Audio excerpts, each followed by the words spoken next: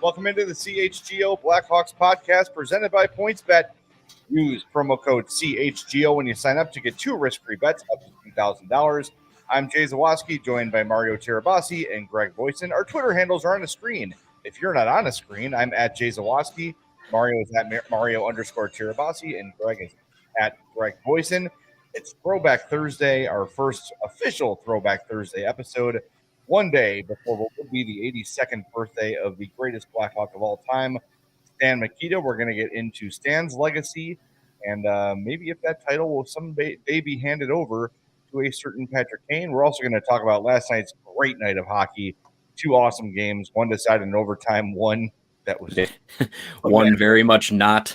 Yeah, 2 fantastic games in their own right. So, fellas, hope you're having a nice Thursday. Thanks, everybody, for joining us here. Make sure you're hitting us up in the chat as well, and we'll do our best to answer your questions. Oh, and while I think of it, because I will forget, because I just happen to do that most times, Monday is our first Mailbag Monday show. If you want to send us a question, blackhawks@allchgo.com. That's blackhawks@allchgo.com, and we'll answer some mailbag questions on Monday. So look forward to that. Get those questions in. We are officially ? At a different time starting Monday?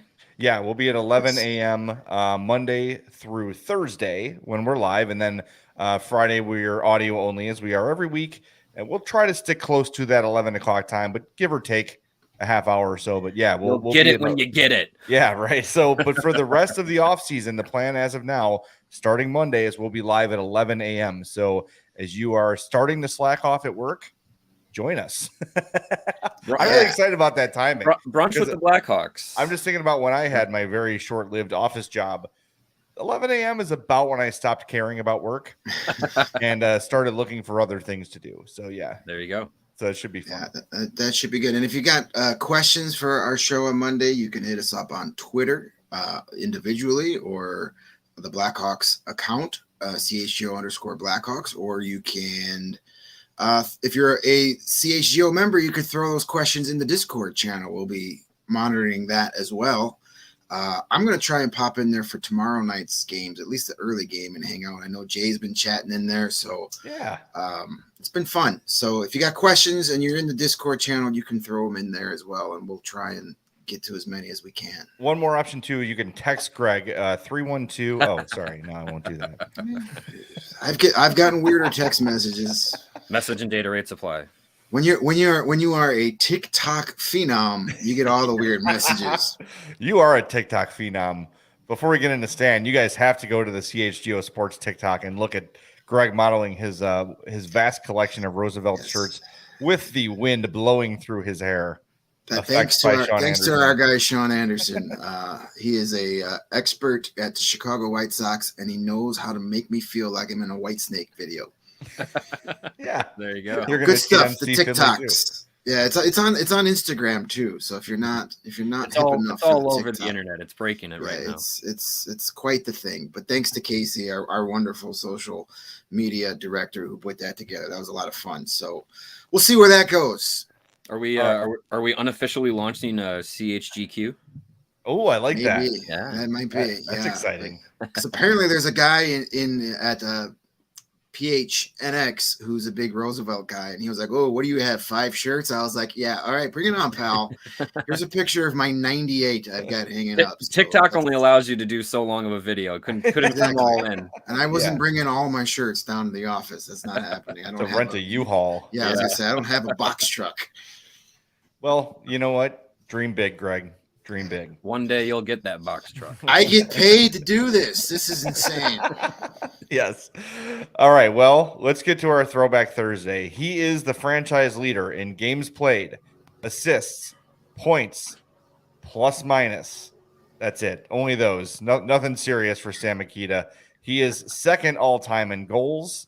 He is second all-time in even strength goals. He is third all-time in power play goals, second all-time in game-winning goals, second all-time in shots.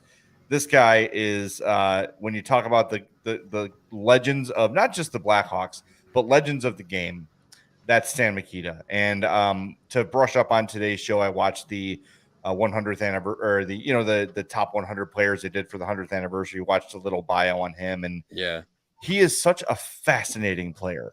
There's been a lot of great players that have played in the National Hockey League, but so many of the things that we love about the game today, Stan Mikita is a part of. He was one of the first to wear a helmet. He was the first guy to have a curved stick. I just think, aside from being such a great player, and from all reports, a wonderful guy, I've never heard a bad word about Stan. I've had the chance to meet him on 2 occasions, and I was so nervous. I was so starstruck, and I never got to see Stan play, but just to be around him was a treat. And he couldn't have, I think he sensed my nerves around him and just did everything he could to make me feel comfortable and make me feel welcome. And it was just one of the great memories of my career. And I'm glad I got to meet him before he went way too soon. So, man, it's where do you begin, right? Let's just start with the player. You know, I saw a description where Bobby Hull described himself as the fullback and Stan was the tailback, right? And Stan would go around people, Bobby would go through people. I just love the juxtaposition of those two guys who are synonymous with each other.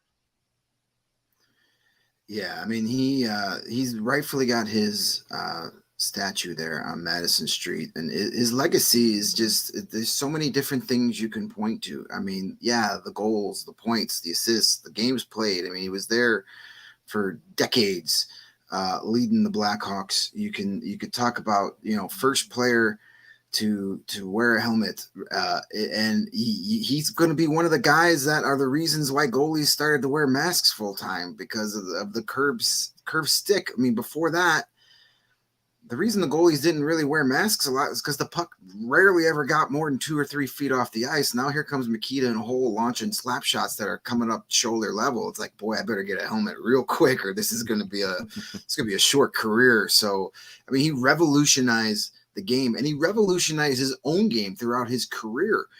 You know, we all kind of, those of us, I was too young to see him play, but, you know, we all remember Stan as, you know, this very gentlemanly person. You know, I got to meet him a couple of times too. I was a member of the Blackhawk standbys, and he came to like the end of the season meeting of the fan club and signed his book, and it was just so nice.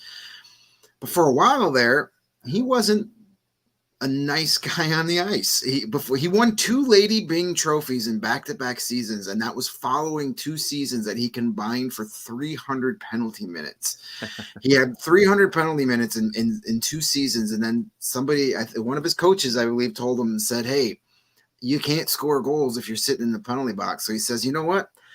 I'm not going to take penalties anymore," and he didn't. And the year he won the Lady Byng, he had 12 the entire season. So I wrote about this in my book.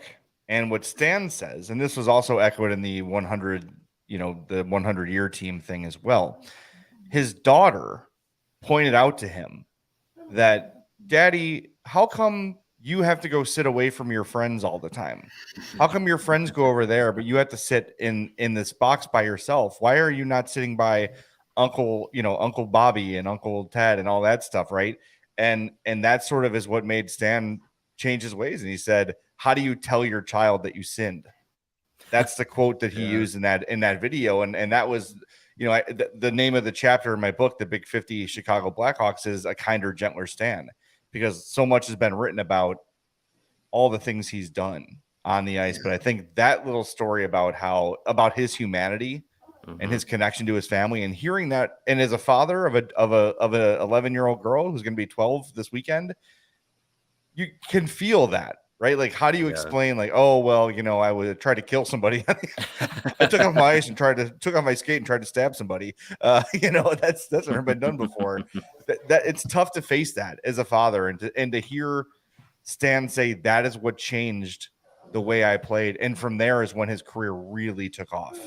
2 years in a row of the Hart and the Byng, and there was a third, and Art Ross, and only player to win those 3 trophies back to back in the same seasons. And that's the amazing thing. 2 seasons removed after 300 combined penalty minutes. In those 2 years that he won the Lady Byng, he took a combined 13 minor penalties over 2 seasons. Like, just it was, I mean, he's just said, "Hey, I'm not going to do it anymore," and he didn't do it anymore. Like, just an amazing accomplishment.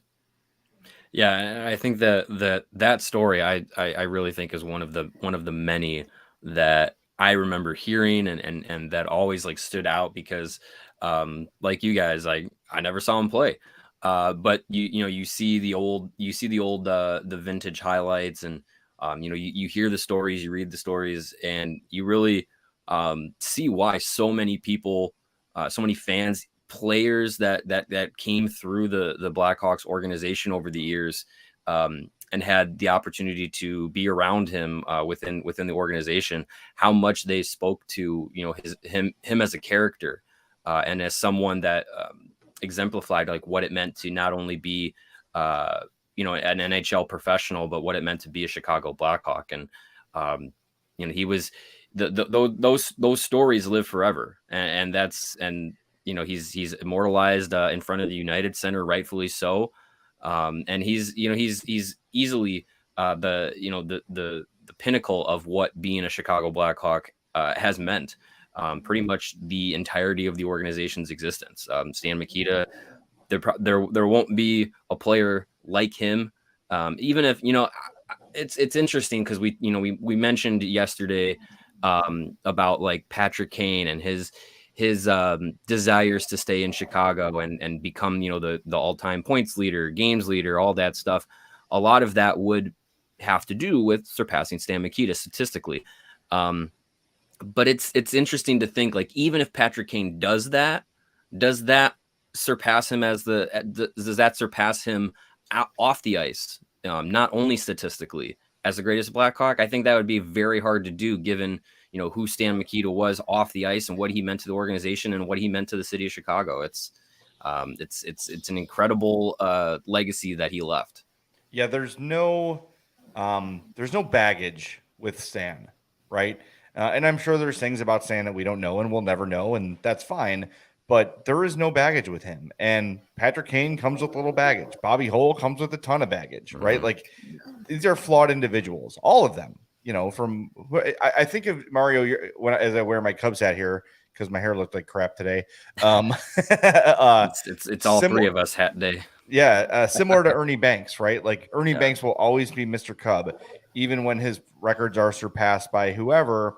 There's just something about him that is synonymous with the Cubs, and I think the same can be said for Stan Mikita. Yeah, I do think Patrick Kane can pass Stan Mikita in a few more years. What do we say? He's 297? 290. Yeah, it was 290 something like that behind Stan. By the way, Stan played 22 years for the Hawks. Patrick Kane is entering season 16.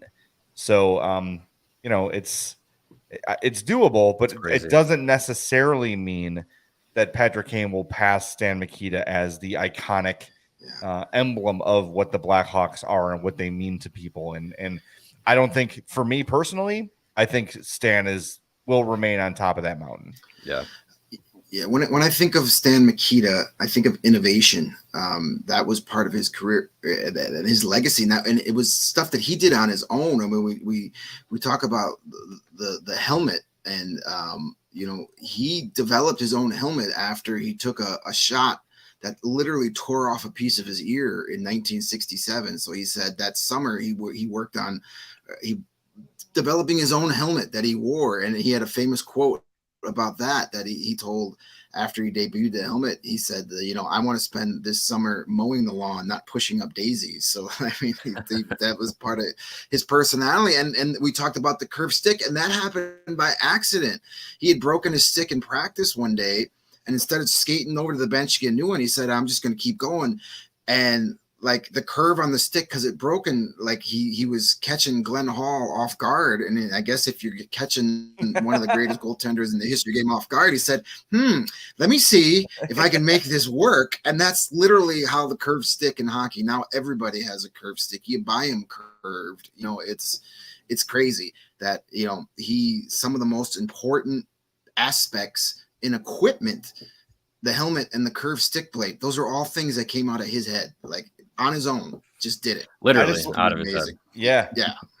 I just love the visual of him after making that discovery with the broken stick. They talk about the next day just jammed his stick blade between the boards and just bent it until it gave enough to where he could start using the curve stick, and then Bobby implemented it, and Jesus Christ, I think that made a difference. Yeah. Bobby Hull's got a curve. All of a sudden, the goalie mask industry boomed. Yeah, right. And I know someday we're going to get to Tony Esposito, who is an innovator of his own, banking his own mask from scratch and having the fish net between his legs to prevent those 5-hole goals. Not illegal until it's illegal, is it? Right. Until they say you can't do it. It ain't cheating until you get caught, right? So, that's so many fun stories. And one of the things that I love the most is Stan Mikita probably had the most Chicago wedding of all time. You could look this up on Google. Yes. You can picture his find the picture of his wedding day and his wedding party. Standing up in his wedding was Bobby Hull and one Mike Ditka, my friends. Coach Ditka. Does it get any more Chicago than that right there? I mean, the only thing he was missing was Ernie Banks, as an usher or something like that, Yeah, that would have been cool. To be a fly on the wall at that wedding, by the way. I bet you Doug Buffon was at that wedding. I guarantee you Uncle Fuzzy got an invite to that wedding. If Doug Buffon's at your wedding, you got a good wedding going on. I'll tell you that much. Absolutely. If they ever want me to guest on the Bears Throwback Thursday, if it's about Doug, I'm there. One of the all-time greats.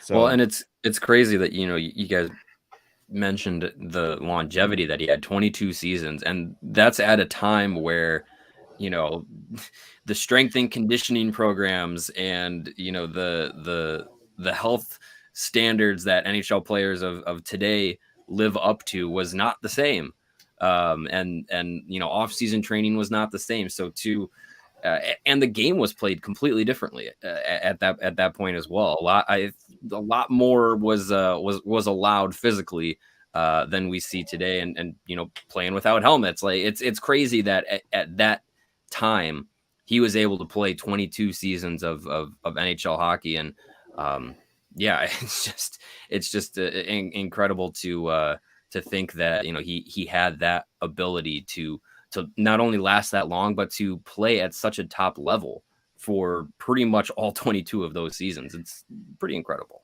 I was laughing, Mario, when you were talking. Dr. Horror Show in the chat says, plus the players smoke and drink between periods, which is valid. But he also said Polish sausage and deep dish pizza was served at Stan Mikita's wedding, which would not surprise me. Oh, that'd be perfect. Yeah.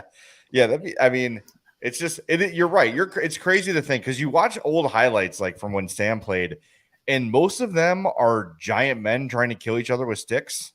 Like now and again, there'll be a pretty sweet goal, but a lot of the time it's just guys bundled up into corners and swinging their sticks at each other. And it's just a different level of violence then than it is now.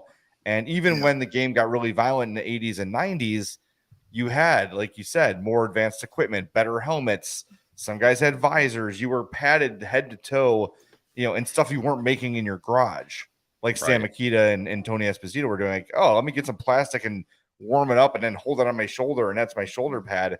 Now you've got the state of the art. You're almost like a cyborg out there on the ice. 22 years when Stan played. That's crazy, man. Like that to survive that long, especially for as small as he was. Was he 165, 170 pounds probably when he played? Yeah. I mean, here he's listed on Hockey Reference, 5'9", 169. So, it's a nice size, but small. Yeah. I mean, that would be a guy to today's standards, people would be saying is undersized. Right. That's Alex DeBrincat size right there. And he played. That's what Alex DeBrincat wishes what his size. Right. Exactly. Yeah. And he played 22 seasons when there was no such thing as the Department of Player Safety.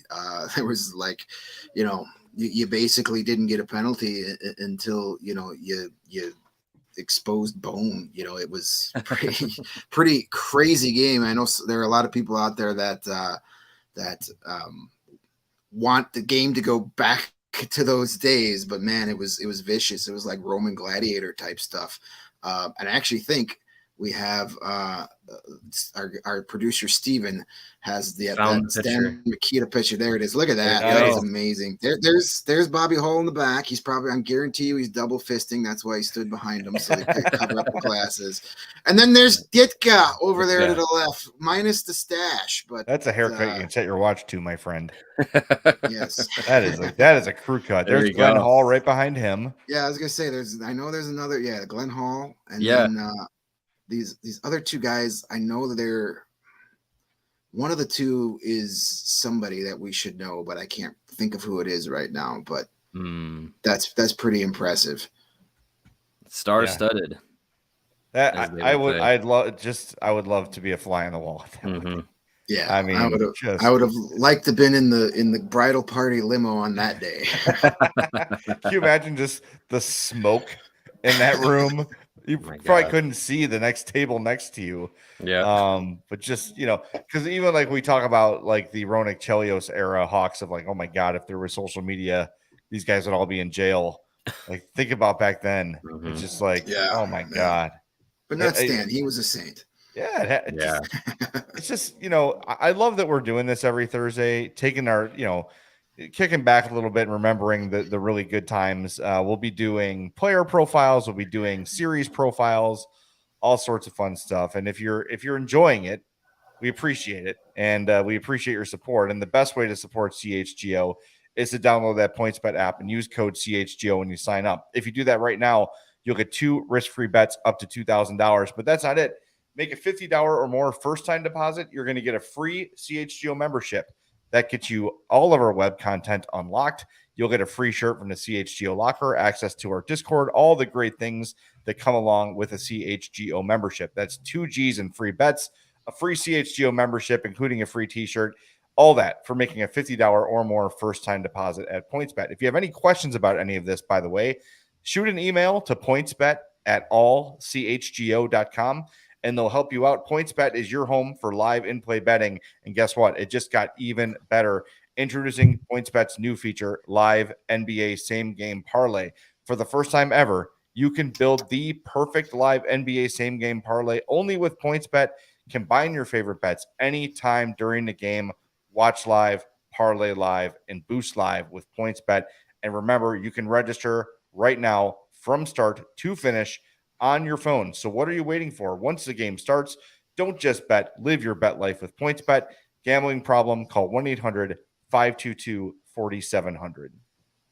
And we really appreciate the support. However you guys do it for us here at CHGO, whether it's through PointsBet or through Strava Coffee, or just by being here, watching us on the podcast, listening, downloading wherever you may. Reading all of our content at allchgo.com. Really appreciate all the support across the board.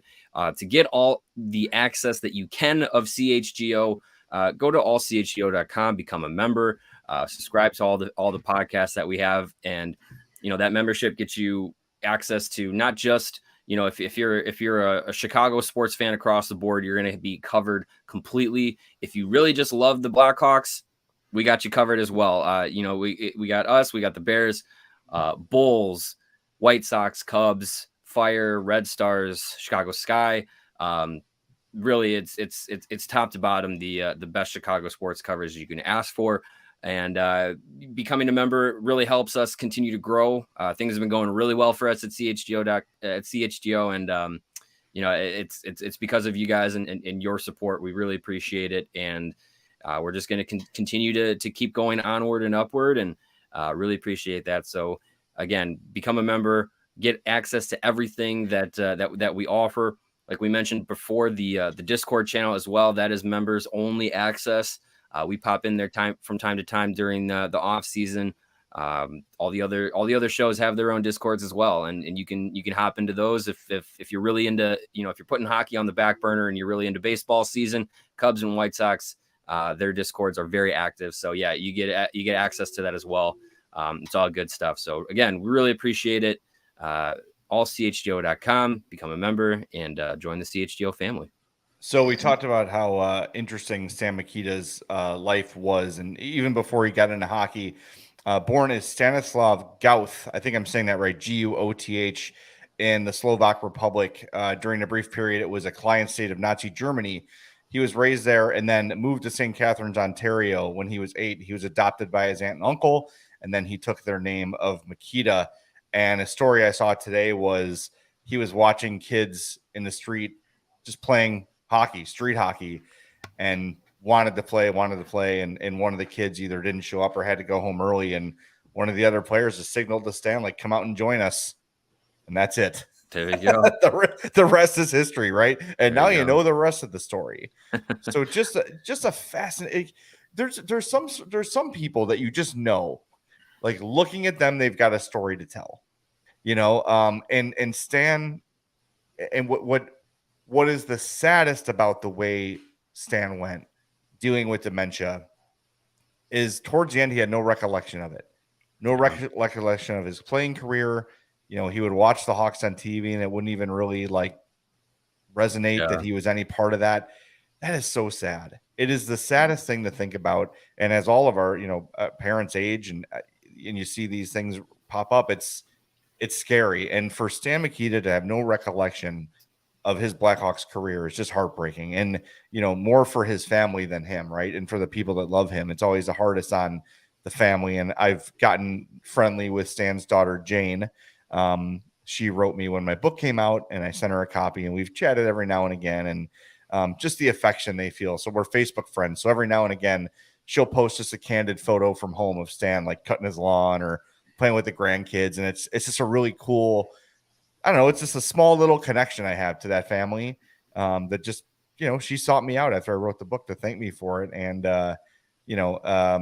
really, really cool just to see Stan Mikita, the guy, not the Blackhawk, but Stan Mikita, the man. So cool. And just a guy who, in a year that's been full of things to not be proud of, both on and off the ice, Stan Mikita is a guy that I think forever Hawks fans can wear as a badge of honor. And I know I do as a Hawks fan. And you should too, because it's someone that you should be and can be proud of. Yeah, I think when they brought him back as an ambassador, that was one of the best moves Rocky Wirtz ever did, because, man, he embraced that role better than anybody.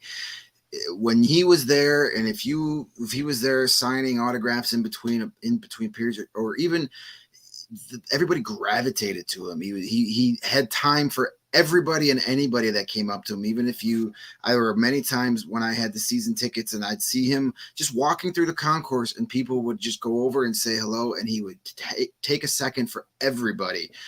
Just a great human being, and very, very sad on how, that all had to come to an end, just a horrible way. I wouldn't wish that on my worst enemy, maybe a couple, but not many. But it just so sad and not But we think about all those great memories he gave us. My mom still talks about him to this day. That was one of her favorite players, and just a great human being and a great guy. And his legacy here, there's a statue. It's not going anywhere. His number's retired forever.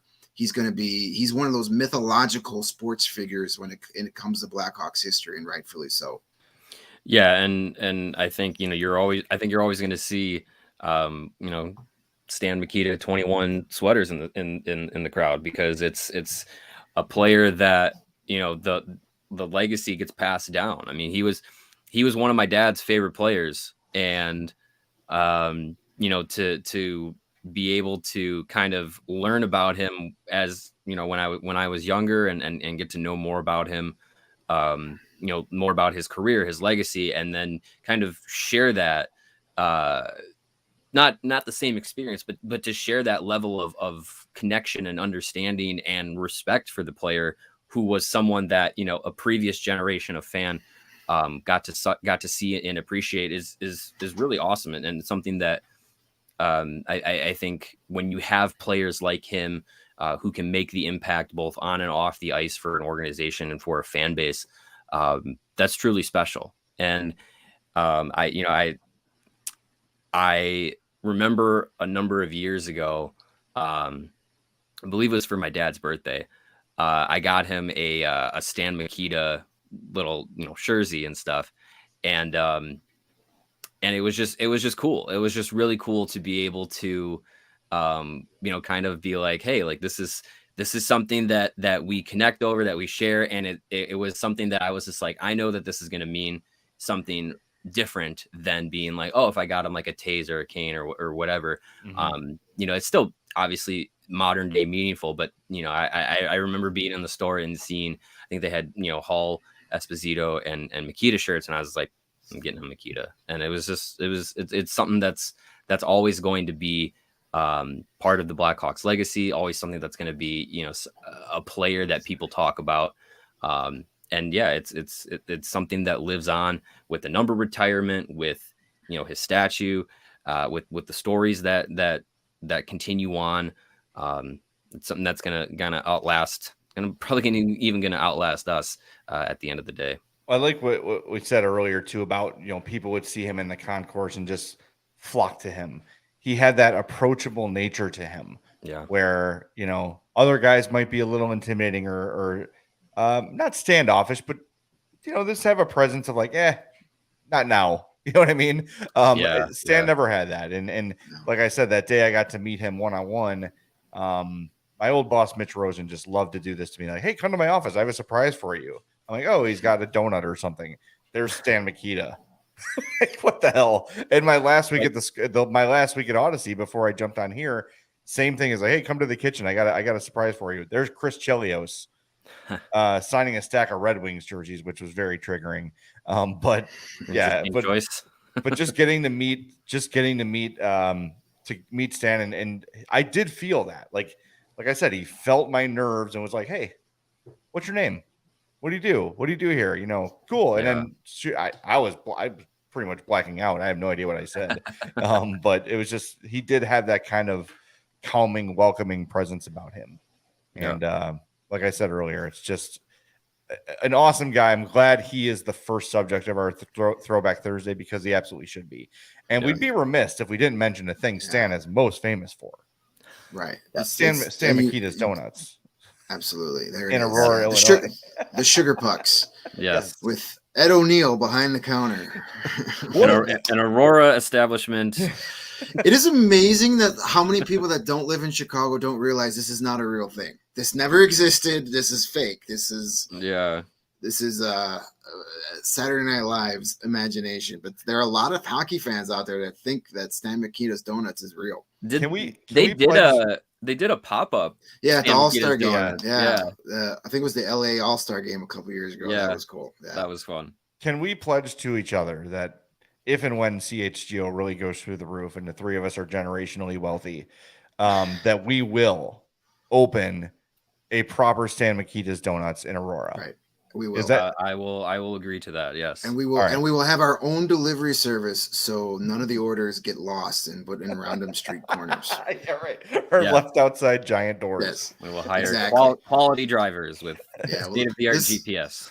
If you love the Throwback Thursday we're going to be doing this every Thursday, getting into some deep dives on different things, and coming out later this afternoon and every Thursday is going to be, I'm doing a weekly history column this week in Blackhawks history. The first one will be out here shortly after we get off the air. I'm pretty much just going to go through the upcoming week and kind of all the dates and birthdays, lots of fun tidbits. This was kind of a busy week coming up. A couple of conference championships were won, anniversaries of that, some fun birthdays. And I love the birthdays because I love like names where it's like, oh my God, I forgot that guy played 3 games with the Blackhawks. So it's going to be a lot of fun stuff. I'm going to do that every week, every Thursday, even into the season.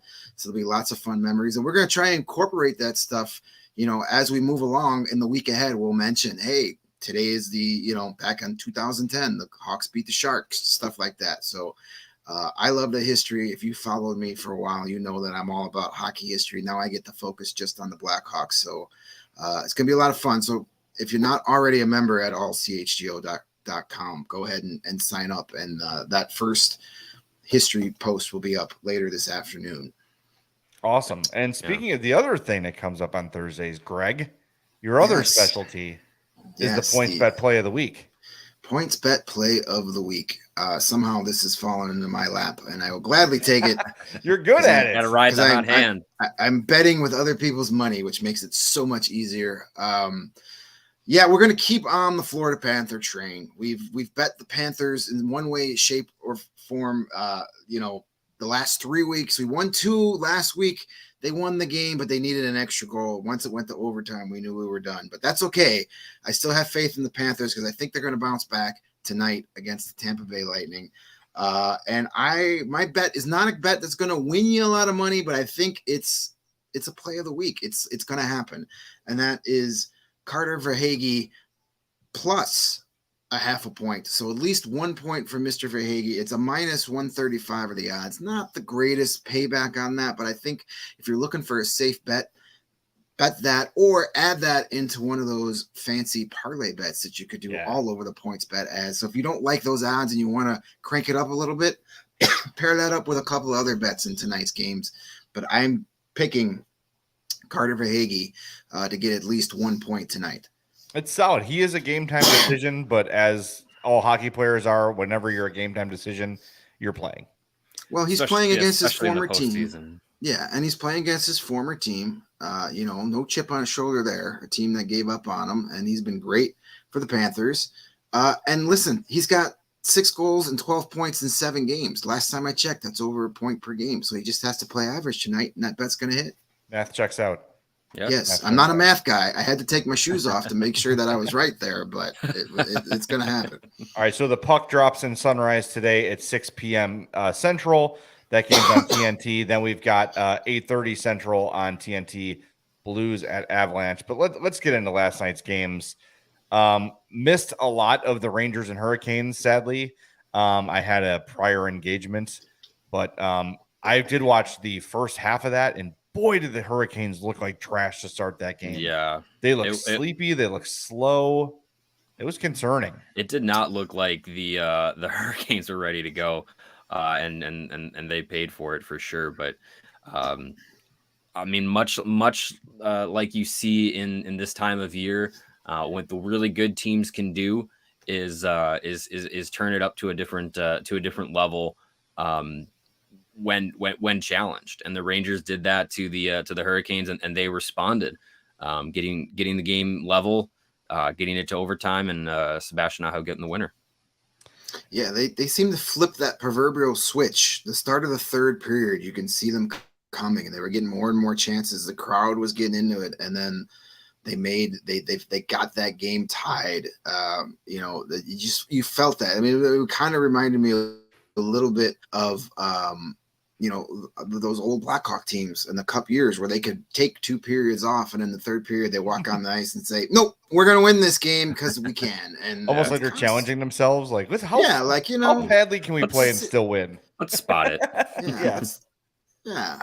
We're not going to show up to the 50th minute, and we're still going to win by 2. So I gotta say though, regardless of the outcome, I was impressed with the Rangers, and maybe it is the Hurricanes just little tight. The Rangers really have nothing to lose, so the Hurricanes pressures on them to win this series, and whatever it was, I was impressed by the way the Rangers played, and maybe the series will be a little closer than we predicted, but I'm still taking the Canes to win it. Nothing's going to change that opinion. They're just the better team, and that's why you play 7. But I got to say, pretty impressive game 1 from the Rangers, and when you lose a game like that, very similar to the Blues, right, who played a really good game 1, and then they ended up losing 2. Yeah. Those can be kind of morale killers. So it's going to be interesting to see how both those teams bounce back tonight. It's going to be hard for the Blues and the Rangers to win road games, and they both had golden opportunities to get that right off the bat and then couldn't get it done. So, yeah, that's a tough loss. Hats off to former Blackhawk goalie Antti Raanta. He was fabulous last night, made some big saves, and great guy, fun guy. I'm so thrilled that he's finally getting some playoff success after all these years. I mean, he didn't even make his first career playoff start was the first game of these playoffs. So good for him. Always good. One of the great guys in the league. And I love when good things happen to good people. Absolutely. Yes, absolutely. All right. Now let's get to the fun one. It's so great. The Flames if you somehow missed this, the Flames beat the Oilers 9-6, but that was not the only part of the story. That's a very nice looking graphic there. So many parts to this game. It was 5-1 6 minutes and 10 seconds into the second. It was 2-0 before the game was even a minute old. Yeah, it was 2-0. The Oilers got 51 Mike Smith seconds in. Yeah. Mike Smith yanked 6 minutes in. 6 minutes in, Mike Smith out. And it was 3-0 Flames, and we thought I was like, oh, this is gonna get ugly. And it did. It did, and then it got uglier, but in a better way. Because the Flames just absolutely, just taking it to the Oilers 5-1, like you said, and then here comes Edmonton and the McDavid and Draisaitl show. They finally show up and eventually get the game back to even at 6-all, and then the Flames were able to pull off again. It was the Matthew Tkachuk show. Registering the hat trick. Like, this was just an absolutely wild game. Completely living up to the Battle of Alberta standards. I know in the first half of the first period, I was just like, wow, I guess Calgary really is this good. And then, the Oilers reminded us, hey, we have two of the best players in the league, and this is going to be this is not going to be a walk all over the Oilers series. Unless Mike Smith continues to play the way that he did in the opening moments of the game, which might happen. No, Mike Smith is going to come back and get a 46 save shutout in game 2. That's the Mike Smith experience. He looks like absolute ass one game, and then he looks like a Vezina winner the next game. That's what he's done his whole career. So but that was a fun game. I got to see. I was hosting my Wednesday night trivia, and I flipped all the TVs at the bar back to the TV to the games, and it was like 3-1 already. This game just started, but I got home and it was 6-2. I was like, well, I don't even know if I'm going to turn this on, and then I did, and all of a sudden it was 6-5, and then 6-6. And then like 90 seconds later, it's they both the lead 7-8, 7-6, 8-6. Yeah. When we talk about demoralizing losses, imagine scoring 6 goals on Jacob Markstrom in a road playoff game and losing on 18 shots, something like that. Yeah. That was their game right there. I mean, granted, 6 goals. I think the Flames kind of obviously took the. Well, it was 6. I think it was like 6 on 18. Yeah. When they had the 6, it wasn't a lot of shots. So imagine getting that many goals against one of the best goaltenders in the league in his building in a playoff game and still losing by 3. Yikes. My other favorite part of the game is the scene in the crowd. First of all, they showed when the game, I think it was 6-2, they showed an Oilers fan, maybe like 12 or 13-year-old girl, just sobbing. And you made fun of her. I did not make fun of her. I said it was heartbroken. And then in a separate thought, I said, "Go Flames." Yeah, you wanted more of that. Thought. Jay Zawaski, pro making little girls cry. Yeah, well, I'm good at it. And then the Tkachuk family. Oh my God, I'm enjoying that. I want the Flames to go to the final just to see that family continue. I love that Keith Tkachuk refused to throw his hat. He was so like the fact that you would ask me to throw this hat that I probably got for free at a golf course. Well, I guess finding a size 16 is really hard, so he had to hold on to it because he's got a large melon. He's got a lot of large things, but his melon is 7 3/8 is mine. I'm 7 3/4. So yeah, I'm part of the giant dome club here. I saw Big Dave is an 8 something, but he's got many dreads. That's not just the head. That's the hair too. Yeah, I'm loving I'm loving the Brady Tkachuk thing, and I'm loving the terrible takes that old hockey guys are throwing out there. There was a guy on Twitter. I'll give him a little plug here because he wasn't mean about it. Just Darren Haynes, he works for the Canadian Press, covers the Flames, and he tweeted out, and he's been getting dunked on ever since. The captain of another NHL team being Matthew Tkachuk's super fanboy is just so weird to me. And it was like his brother. It's his brother. It's his freaking brother. Like, tell me you're an only child without telling me you're an only child. Stupid. Like, I haven't seen that yet. I quote tweeted him saying, "Man, family holidays must be a freaking hoot at your house." Like, it's his goddamn brother. Like, man. This is what happens when people look at sports athletes as commodities and not human beings. That's true. Like my God. he was Matthew Tkachuk's brother since the day he was born. He's only been an Ottawa Senator for a couple of years. Like give the guy a break. This Hopefully it won't be isn't much John longer. Tavares going to Flames games wearing a Tkachuk jersey and pounding beers. This is his brother doing that. It's his little chill brother. out. This is the guy he grew up idolizing, you know. And if you think for a second, well, you know, is he going to take it easy on his brother when they play? Have you seen these two play against each other? They would cut each other's heads off at center ice in order to win a hockey game. They almost fought each other one game. Yeah, they did, didn't they? Yeah, like so. It's stuff like that is more of what the NHL needs. They need more stuff like that. You know, this league the game is so fun, and yet the league refuses to embrace the fun. So let's embrace the fun and stop being an old crusty dude. Hey, you shouldn't root for another team. Piss off. That's it. I don't know how better to end the show than with Greg saying piss off, because he is 100% correct. All right, we hope you enjoyed Throwback Thursday. A lot more of those coming up through the offseason. You can count on those. What day? Thursday. Yeah. Thursday. There you go. That you can plan it. Every Thursday we're going to do a throwback. And it won't always be just one player, but all different sorts of stuff. So we can tease next week's if we want.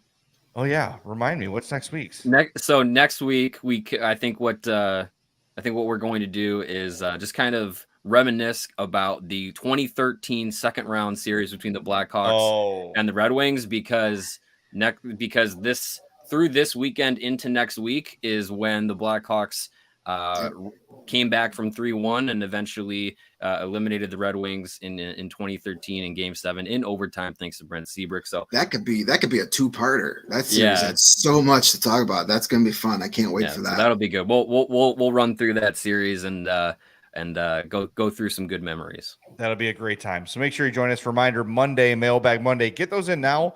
Blackhawks at allchgo.com. Blackhawks at allchgo.com. Of course, you can tweet at any of us. I'm at Jay Zawaski. Mario is at Mario_Tirabassi, and Greg is at Greg Boysen. Thanks to Steven for producing today's show. Remember, get that PointsBet app. We are always presented by PointsBet. Use code CHGO when you sign up, and you'll get 2 risk-free bets up to $2,000. For Mario and Greg, I'm Jay. Thanks for listening. We'll talk to you tomorrow around 1:30-ish. Looking for that podcast to drop. Talk to you then.